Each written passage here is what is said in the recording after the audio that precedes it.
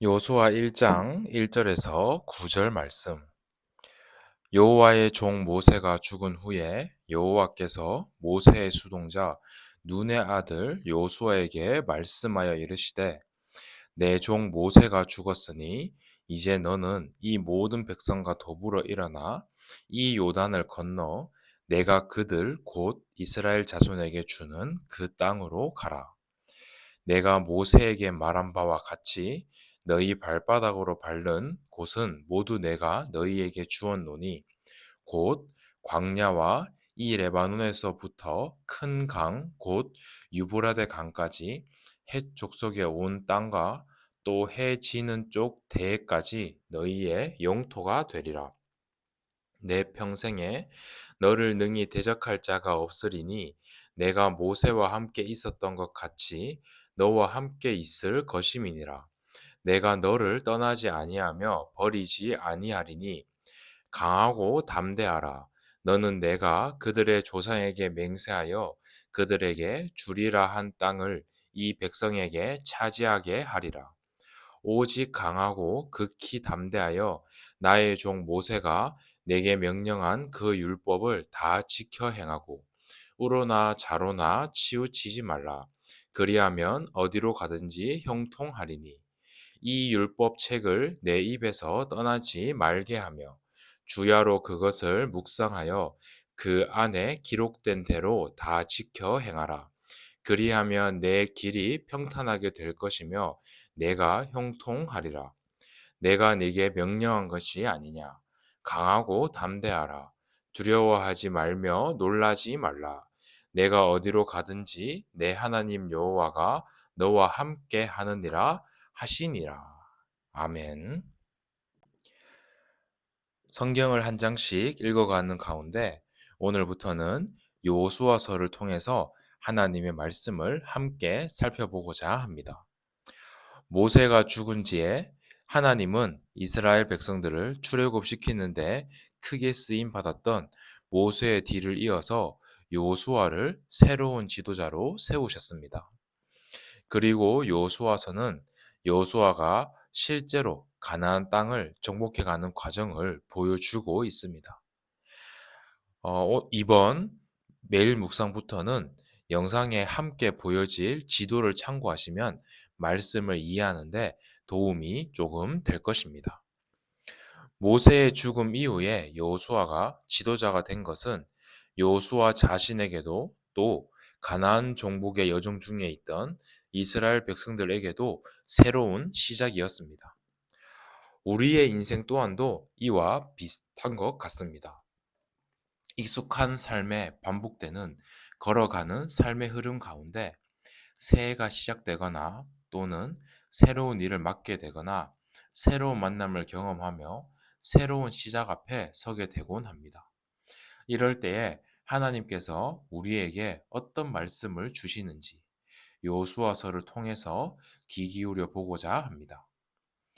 하나님은 새롭게 세운 지도자 여호수아에게 지금까지 모세에게 하셨던 약속을 다시 확인시켜 주십니다.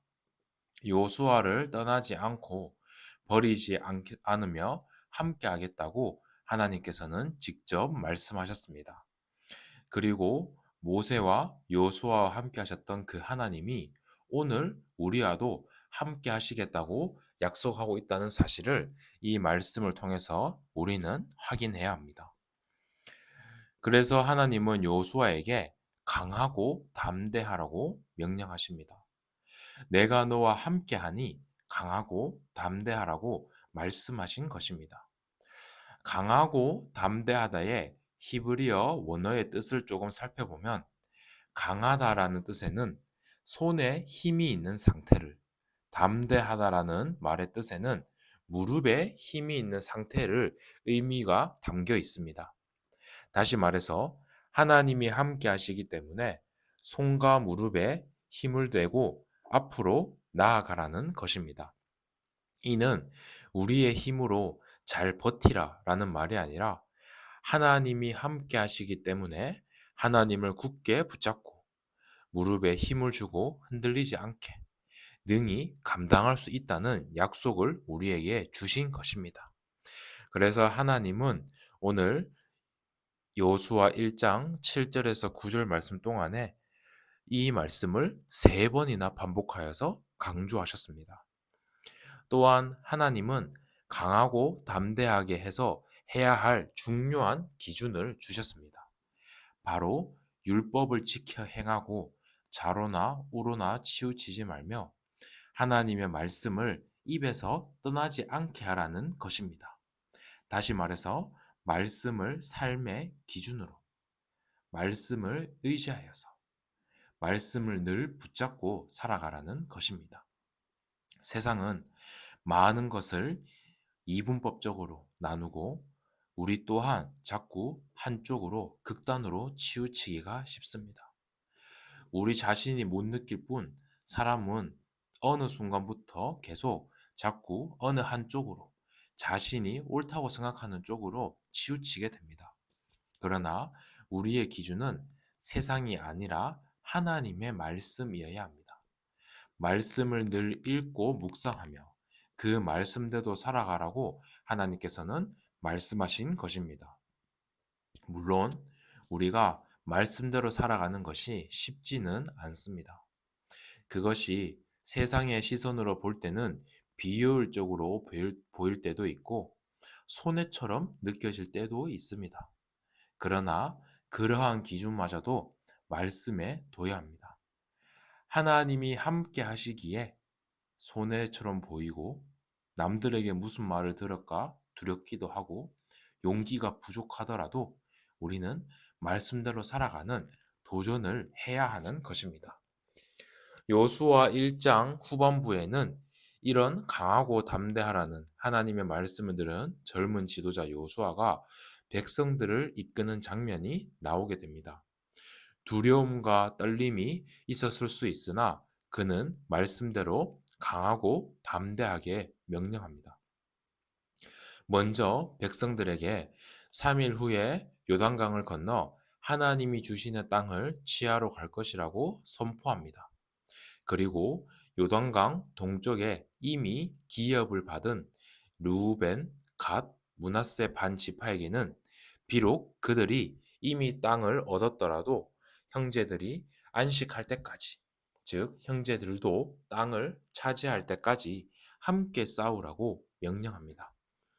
이것은 여호수아가 자기 마음대로 그냥 담대하게, 강하게 밀어붙인 것이 아니라 강하고 담대하게 두려움 앞에 맞서 모세와 하나님과 했던 그 말씀대로 약속했던 언약대로 이스라엘 백성들을 인도해 가고 명령했던 것입니다.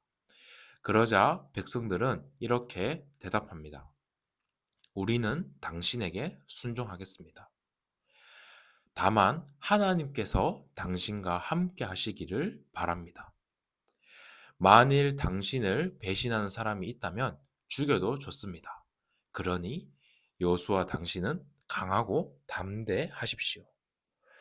백성들이 오히려 여호수아에게 이렇게 이야기했던 것입니다. 백성들이 여호수아의 지도에 순종하며 오히려 축복과 지지를 보냈던 것입니다. 여호수아가 하나님의 말씀을 따라서 강하고 담대하게 말씀대로 나아갔을 때 먼저 백성들의 마음이 열리고 하나가 되는 것을 볼 수 있습니다. 사랑하는 우리 성도 여러분들, 우리가 살아가는 인생 또한 하나님이 약속하신 가나안을 향해 나아가는 여정과 같습니다.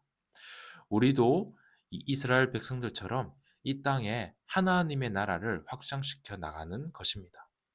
하나님은 그분의 자녀들을 통해서 하나님의 나라가 이 땅에 계속 세워져 가기를 원하십니다.